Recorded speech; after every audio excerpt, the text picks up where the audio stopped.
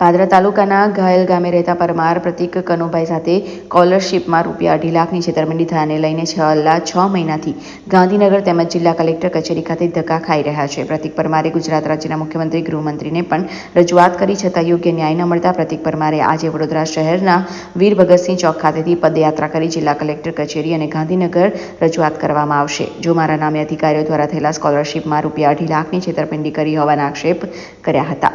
પ્રતિક પરમારને આગળ શિક્ષણ કરવું છે, પરંતુ સ્કોલરશીપ ન મળતા તેઓનું કેરિયર જોખમાઈ રહ્યું છે. વડોદરા શહેર નર્મદા ભુવન ખાતે આવેલા કલ્યાણ વિભાગના કર્મચારી અને અધિકારીઓને પણ વારંવાર રજૂઆત કરી છતાં યોગ્ય ન્યાય ન મળતા તેઓ દ્વારા આજે ન્યાય મેળવવા માટે ભગતસિંહ ચોકથી જિલ્લા કલેક્ટર કચેરી ખાતે પદયાત્રા કરી હતી. પ્રતિક પરમાર નામ છે મારું. પાદરાના ગાયજ ગામે રહું છું. મારા નામનો ડોક્યુમેન્ટનો ખોટો ઉપયોગ કરી સમાજ કલ્યાણમાંથી ડુપ્લિકેટ બેંક એકાઉન્ટ તથા ડુપ્લિકેટ એડમિશન કરી છેતરપિંડી થયેલ છે.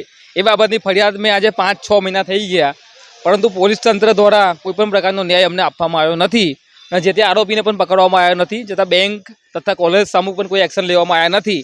તેથી આજે હું આંદોલન કરી રહ્યો છું અને માન્ય કલેક્ટર સાહેબ શ્રીની ઓફિસ એટલે કલેક્ટર કચેરી જવાનો છું અને અહીંયા મેં વીર ભગતસિંહના સ્ટેચ્યુ લાલકોટથી ચાલીને અહીંયા સુધી આવી ગયો છું અને હજુ ચાલીને આગળ જવાનો છું. તો આપશ્રીના માધ્યમથી હું સાહેબશ્રીને અપીલ કરું છું કે અમને યોગ્ય ન્યાય આપવામાં મદદ કરે અને આજે છતાં મારી સાથે કોઈપણ પ્રકારની દુર્ઘટના બનશે તો લાગતા વ્યક્તિ અધિકારી શ્રી જવાબદાર રહેશે, કારણ કે આજે સખત 6 મહિનાથી લડત લડું છું અને આજ દિન સુધી કોઈ પણ ન્યાય આપવામાં આવ્યો નથી. એકચ્યુઅલી મેં જ્યારે આગળ અભ્યાસ કરવો હતો ત્યારે વડોદરા જિલ્લામાં નર્મદા ભુવનમાં સમાજ કલ્યાણની ઓફિસ આવેલી છે. ત્યાં હું એડમિશન કરાવીને ત્યાં ફી સ્લીપ કાર્ડ કઢાવવા માટે ગયો ત્યારે ઉપસ્થિત કર્મચારી અમને એમ કીધું કે તમારા નામ પર ડિપ્લોમાનો અભ્યાસ કરેલ છે તમે. ત્યારે હું ચમકી ગયો કે મેં તો કોઈ ડિપ્લોમાનો અભ્યાસ કરેલ નથી અને મારા નામ પર અંદાજિત 2 થી 2.5 લાખ રૂપિયા ગવર્મેન્ટના સામાજિક ન્યાય સમિતિના ડિપાર્ટમેન્ટના રૂપિયા અજાણી વ્યક્તિએ અજાણા બેંક એકાઉન્ટ બનાવીને જે તે વ્યક્તિએ તથા જે તે લાગતા વ્યક્તા લોકોએ જવાબદારી તથા સંપડાઈને અધિકારીઓ શ્રીઓ પણ પાસ કરી દીધેલો હોય તો લાગતા વ્યક્તા જે બી લોકો છે તેની સામે કાર્યવાહી થવી જોઈએ. એટલે સરકારના રૂપિયા 2.5 લાખ રૂપિયા જેવી છેતરપિંડી થઈ છે.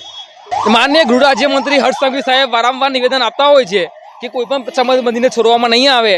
તો ગુજરાતમાં જ્યારે શિક્ષણમાં છેતરપિંડી થતી હોય તો આપના માધ્યમથી માન્ય સાહેબશ્રીને હું 2 હાથ જોડીને અપીલ કરું છું કે મને કેટલો જલ્દી ન્યાય આપવામાં આપ મદદ કરો છો અને જો ન્યાય આપવામાં મદદ કરતો આપશ્રીને હું ટ્વીટ કરીને આપશ્રીને હું આભાર વ્યક્ત કરીશ અને માન્ય વડાપ્રધાનશ્રીને પણ આભાર વ્યક્ત કરીશ. તો આપના માધ્યમથી ગુજરાતના તમામ માન્ય વડાપ્રધાનશ્રી હોય કે ગૃહ રાજ્યમંત્રી હોય કે મુખ્યમંત્રી સાહેબ હોય, આપશ્રીને હું અપીલ કરું છું કે અમને યોગ્ય ન્યાય આપવામાં, યોગ્ય ટીમો બનાવવામાં આવે. એ પછી એસઓજી હોય કે પછી ક્રાઇમ બ્રાન્ચ હોય કે પછી તમે કોઈ બી ટીમ બનાવો, પણ અમે યોગ્ય ન્યાય આપવામાં આપશ્રી મદદ કરો તેવી આપની દ્વારા અપીલ કરું છું સાહેબને.